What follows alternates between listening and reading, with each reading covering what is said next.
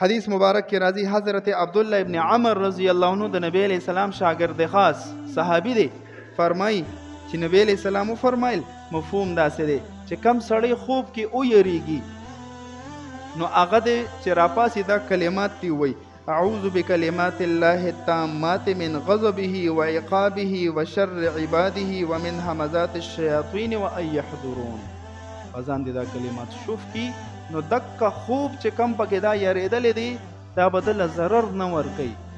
دا ولې فرمایي ولې دا کلمات چې کم نبی علیہ السلام خودل دا روحاني اثر لري ځکه وته ویل پزانې شوف کا.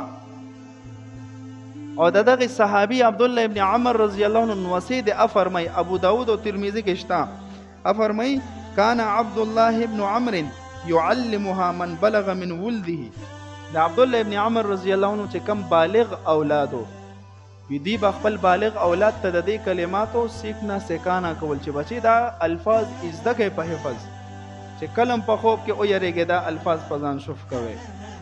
ومن لم يبلغ منهم او چې کم نابالغ اولادو كتبها في سوک ثم علقها في عنقه دک الفاظ کم نبی علیہ السلام متخودلو دی وته په یو کاغذ لیکل او هغه ماشوم له پمره کې واشه تعویذ ته ولګي. دا عمل څوک کوي؟ عبدالله ابن عمر رضی الله عنه. دا د نبی علیہ السلام شاگرد خاص ته خیر القرون زمانه ده. دا څوک چې وای نه منم تعویذ او دم نو دا دې په خپل جهالت افسوس وکي.